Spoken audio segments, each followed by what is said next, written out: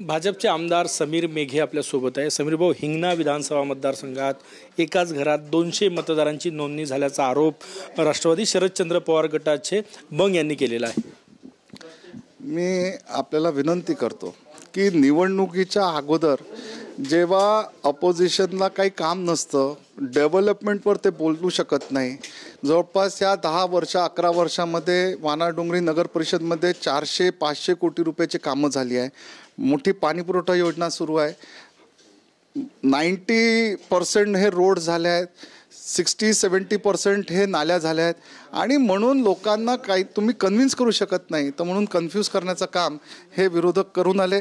आणि माझ्याकडे पूर्ण यादी आहे, जे 200 लोकांचे नावावर त्यांनी ऑब्जेक्शन घेतले की एकाच घरात आहे, त्याची यादीसुद्धा आहे. मला आपल्याला विनंती आहे की आपण स्वतः त्या एरियामध्ये माझे माननीय नगरसेवकांना मी विनंती करतो की आपल्याला हे प्रत्येक घरी जाऊन नाही, एकाच घरात 200 जण कसं शक्य आहे? हे बोगस मतदार आहे का तिथे राहतात? चुकून घर क्रमांक 1 टाकण्यात आलं. हे बघा, ही प्रशासकीय बाब आहे. मला एक्झॅक्टली काय झालं, पण 2-3 विषय होऊ शकतात की ज्याच्यामध्ये घर नंबरच नसेल, पण त्या कम्प्युटर ऑपरेटरला समजा ती विंडो भरायची असते. प्रत्येक विंडो भरल्यानंतरच तो फॉर्म एक्सेप्ट किंवा रिजेक्ट होतो. तर पण तिथे घर नंबर नसेल, कारण काही भरपूर घर आहेत ज्याला नंबर नसतात, काही अतिक्रमणाचे घर आहेत, तर त्याला काही ना काही टाकणं गरजेचं असेल. म्हणून त्यांनी 1 टाकला की 2 टाकला, कधी टायपिंग मिस्टेक पण असू शकते. आणि ही यादी माझ्याकडे आहे 200 लोकांची, ज्याच्यावर त्यांनी आक्षेप घेतला आहे. माझे लोक आपल्याला फिरवतील, दिवसभर फिरा, आणि एकदाचं हे दूध का दूध पाणी का पाणी झालं पाहिजे, अशी माझी विनंती आहे. तुमचं म्हणणं आहे की हे 200 लोक तिथे राहतात, मतदार आहेत? 100 नाही 500% राहतात. माझे नगरसेवक येऊनच आले. आपण त्यांच्यासोबत जरा आज 2-4-5 तास जेवढं आपल्याला जमेल तेवढं फिरा आणि आपण स्वतः बघा. हो, त्यांनी मेघे परिवारातले 17-18 मतदार तिथे आहे असाही आरोप केलेला आहे. मेघे परिवारातले 2 कुटुंबाचे घरं तिथे मागील 25-30 वर्षापासून आहे. आणि मेघे कुटुंबाचे लोक हे का पाकिस्तान किंवा अमेरिकाचे नाही आहे, ते तिथं राहतात, म्हणून त्यांचं नाव येणं स्वाभाविक आहे.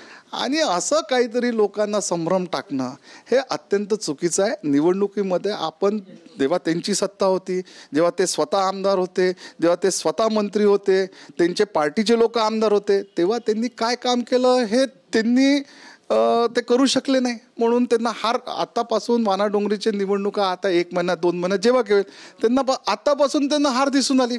म्हणून फेक नॅरेटिव्ह. आणि माझ्याकडे ही 26 लोकांची यादी आहे, ज्याच्यामध्ये 20 नावं हे बंग परिवारातले आहे, हे नागपुरात राहतात. याचे मी ॲड्रेससुद्धा आपल्याला दिलेले आहे, त्यांचंही नाव आहे. मग हे काय आहे, हे आदरणीय बंग साहेबांनी पण याच्यावर खुलासा दिला पाहिजे. 6 नावं घोडमारे साहेबांचे, जे माजी आमदार आहे, ते माझ्या विरोधात 2019मध्ये लढले होते, ते त्यांच्याही घरचे 6 नाव आहे. असं तर हे तर आम्ही प्राथमिक चाचणी केली. याच्यात खोलात जाऊ तर ते किती खोल होईल ते त्यांना माहीत आहे. म्हणून मला वारंवार निवडणुका आल्या की असे आरोप, मागच्या वेळेस विधानसभेतही हिंगणा मतदारसंघात बोगस मतदारांचा मुद्दा त्यांनी उपस्थित केला होता.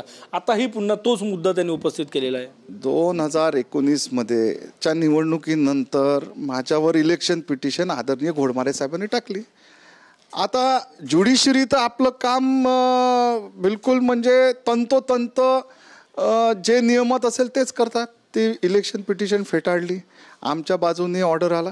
आणि हे काहीतरी लोकांना कन्फ्यूज करण्याचं काम हे नेहमीच करत आहे. आताही देवा निवडणुकीमध्ये मतदानाच्या दिवशी त्यांनी एवढा मोठा गोंधळ घालला. आणि काय झालं त्याच्यामुळे, मला 78,000 ची लोकांची आघाडी दिली. आणि लोकांना कामं पाहिजे, हे फेक नेरेटिव्ह चालणार नाही. 2000 मागच्या खासदारकीच्या लोकसभेच्या निवडणुकीमध्ये फेक नेरेटिव्ह आदरणीय गांधी साहेबांनी चालू केली, ती चालली, पण वारंवार हे चालणार नाही. आणि लोक हुशार आहे, ये जनता आहे, ये पब्लिक आहे, ये सब जानती है. तुम्ही बोलताना म्हटलं की वानाडोंगरीत मी काही कोटी रुपयांचे कामं केले, जिथे त्यांना विकासावर काहीच बोलण्यासारखं नाही, म्हणून हा मुद्दा उपस्थित करतात. काय वास्तव? निश्चितच 15 वर्ष होते आमदार बंगसाहेब, मंत्री होते काही महिने, 7-8 महिने होते. त्यांच्या समोर त्यांची सुदगिरणी आहे तिथे. अरे तुम्ही लोकांचे कामं नसते केले, ठीक आहे, स्वतःचा तरी एक मोठा चांगला रस्ता केला पाहिजे, तेही ते करू शकले नाही. आज त्या ठिकाणी एवढ्या मोठ्या प्रमाणे डेव्हलपमेंट झालं आहे हिंगणा मतदारसंघामध्ये आणि त्याची कुठंतरी त्यांना जाणीव आहे, पण लोकांना संभ्रम फैलवण्याचं काम ते करत आहेत. खूप खूप धन्यवाद. निवडणुकांचे वारे व्हायला लागलेले आहे आणि त्यामुळे आता आरोप प्रत्यारोप सुरू झालेले आहे. यावेळेस मुद्दा राष्ट्रवादी शरदचंद्र पवार गटाकडनं बोगस मतदारांचा घेतला तर त्याला त्याच शब्दात प्रखरपणे उत्तर दिलेलं आहे आमदार समीर मेघे यांनी. कॅमेरामॅन सचिन सयामसह गजानन माटे, TV9 मराठी, नागपूर.